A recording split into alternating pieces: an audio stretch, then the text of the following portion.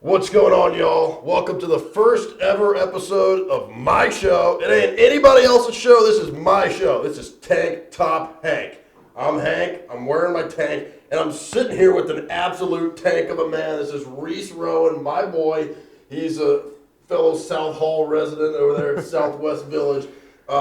This guy, what's your height and weight metric? What, 6'4", 265? He throws the shot put and the discus, right? Correct. And you can tell he's pro Second Amendment because he's got some guns in his sleeve. Show off those guns there. Boom. Look at that little, yeah, there it is. So, first of all, let's talk about, do you still have the cast or I didn't even see? We're out of the cast now. You're out of the cast, you're going to split. All right. Yeah. So, how exactly did you show the camera? How did that happen with the whole wrist? Yeah, because you injured it. Was it broken or strained?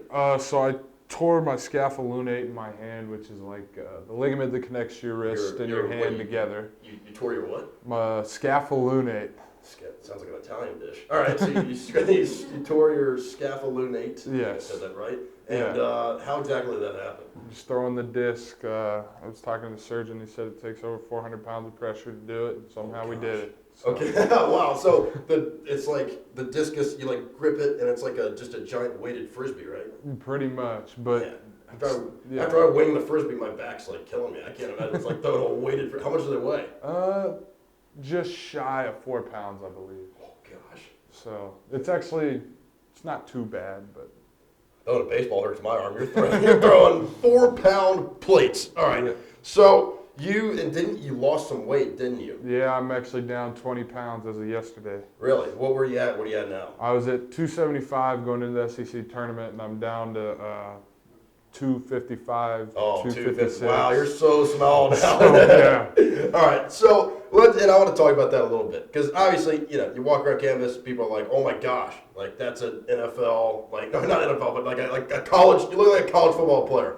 Why did you decide to go track instead of football? Because track is, I mean, if you make it to the Olympics, like obviously it'll be lucrative, but football is much more opportunities to make some dough. You know what I'm saying? Yeah, definitely. I would just say I had 4 concussions in high school, so that's one reason, and also just the benefits that I got here are definitely worth it, and long term on your body is a lot easier. So you did play college football. I played high school. football. That's what I meant. High school football. Okay. Yeah. And so was it because of the concussions that you quit, or was it you just didn't like it as much? I liked it, but it was just I kind of decided going into my senior year this was going to be my last year, and I had offers to go play, but I said I'm going to go throw and set my mind to it really. Yeah, I got you. And so before you got injured, you were 275. Talk to me about your diet a little bit, because I mean, honestly, you look like if Dwayne Johnson and a monster truck like had a child together. You know what I'm saying? Yeah. I mean, talk to me about your diet. I mean, it's got to be. I see like guys that are. It's amazing you're that big, but you're still like lean. Like I'm either lean, I either feel skinny or I'm just a big fat chunk. You know what I'm saying? So give me some tips. What are you eating? The Matsy, whatever they prepare. It's the athletic training complex, and that's what, I just eat whatever. But you get a lot of steak and chicken and fish over there, so that's good. And, breakfast food, obviously. Sandwiches, salad, fruit, yogurt, whole nine. They treat you well over there. Are you tracking your macros, like your carbs, your fats, and your proteins, or are you just looking at total calories? Like, do you have a set goal you're trying to hit every day? Like, how do you measure your meals? That's actually a good question. I really don't measure calories. It was more just where I gained and where I didn't. The weeks that I gained, what did I do? And if that was eat 4 times a day, that's what it was. And if the weeks that I lost, what was I doing?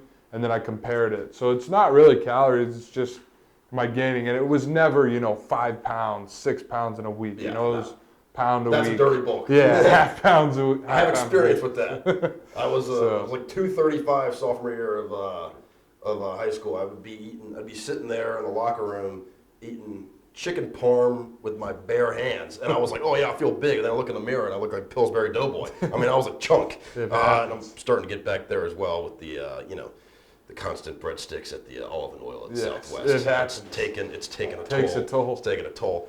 And the Friday nights, of course. Yeah, exactly. So I'm always interested in, baseball. I was a baseball guy, and it helps if you're bigger and stronger, but it's also very much a mechanical thing. Yeah. Like a guy who's big and strong, just like a power lifter, but doesn't know how to swing, is not going to hit the ball as far as someone who's mechanically very efficient, but not quite as heavy. So my question to you is, what is kind of the balance there for throwing the shot put and the discus? Because it's a very specific athletic movement you're having. You're having to rotate around. I'm guessing you probably do med ball drills in the gym. Oh, 100%. What is it more important to be bigger and stronger? Or are you trying to be as big as possible, or are you trying to maintain that happy medium to where, hey, I can I can push weight, but I'm also able to move? Yeah. What's your training structured like?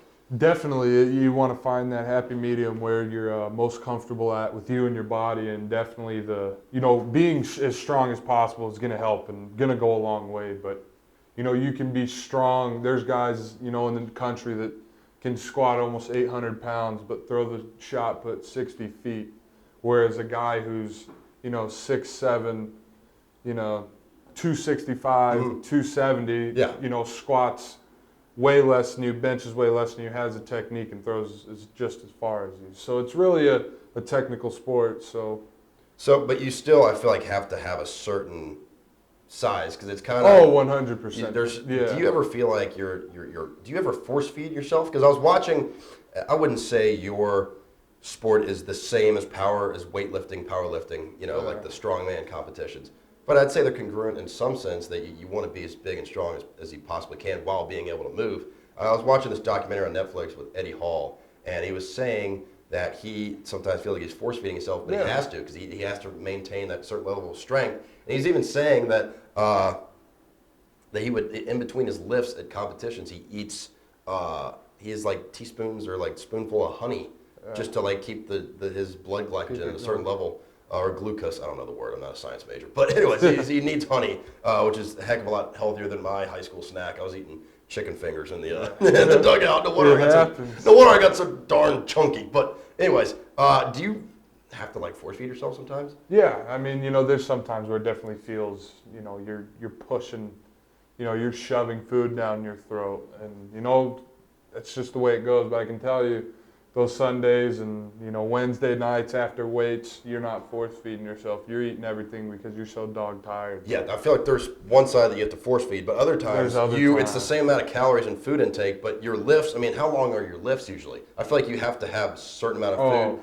to maintain the muscle and also power your workouts. I mean, we lift for 2.5 hours twice a week, and I mean, it's a full body, and you're depleting. Everything that you ate that day will be depleted in that workout. Mm-hmm. That's how much you will burn. Sure. But if you eat correctly and everything goes as planned, you will benefit in the long run, and you will see your strength and your weight go up, and you'll get healthier for sure. What's next for Rece Rowan? Are you, after college I'm talking about, are you going to try to pursue track and field, throwing the shot put and the discus professionally, try to go to the Olympics, or are you going to like say, like for me in high school, I played high school. I was actually supposed to play college baseball, but that's a whole other story. Played my high school, had a good senior year. I was like, you know what? I'm happy that ended. I'm going to pursue sports broadcasting. Are you planning on doing something like that where you say, hey, now I'm going to go try to be a lawyer or a teacher or whatever profession interests you? Or what's your major, by the way?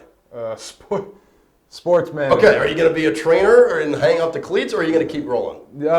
Obviously, God willingly, I can go pro and stay healthy, go pro, and see where track and field will take me. But if I don't, back home I have good connections. My buddy's dad owns a roofing company. My uncle owns a construction company. So maybe go get my foot in the door there, and I don't really have a plan right now other than to stay focused on training and just be the best I can be and get ready to go for SEC and NCAA title next year. Yeah, I got you. I mean, you talking about back home. I mean, were you the way you're raised, is your father Shrek? Did you eat infants? Have you always been a big guy, or how did you have you always been a super giant guy, or is that more like I remember JJ Watt was lean, real skinny in high school, and he beefed up. Have you always been a big guy, and as being a football contact sport, but something you always done? I would say that, I've been a bigger kid, but I've never been, the biggest. Yeah. But, my father actually, when I got in trouble when I was younger, it was 100 push-ups, and if you did it again, you went to your room for the rest of the night. So Oh, really? if you want your kids to be bigger, make them do push-ups when they get in trouble. I saw Ray Lewis had something similar like that. The 52-card challenge. He'd turn him over and do that many push-ups. Yeah. So let's say track doesn't work out.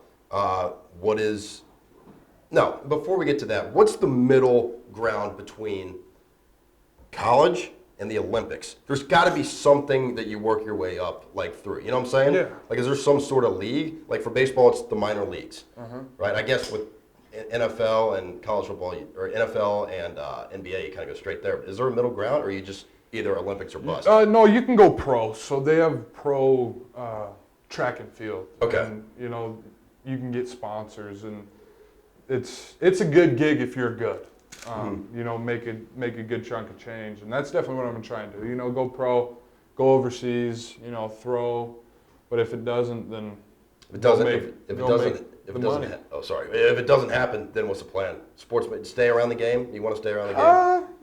Wherever. It really just depends. What's going to get me the most money? Because at the end of the day, then it's my livelihood on the line. So I got to go, put on for myself now, because can't live off mom and dad forever. He's chasing paper, Yes, as sir. Michael Scott and Post Malone once said. Mo money, mo problems. So Correct. you get mo money, you're going to have mo More problems. You know what I'm saying? All right, well, that is the first episode of Tank Top Hank. We'll have a bunch more episodes coming for you. This is my man, Rece Rowan. I'm Tank Top Hank, and thanks for watching our first episode. We'll see you next week on Tank Top Hank.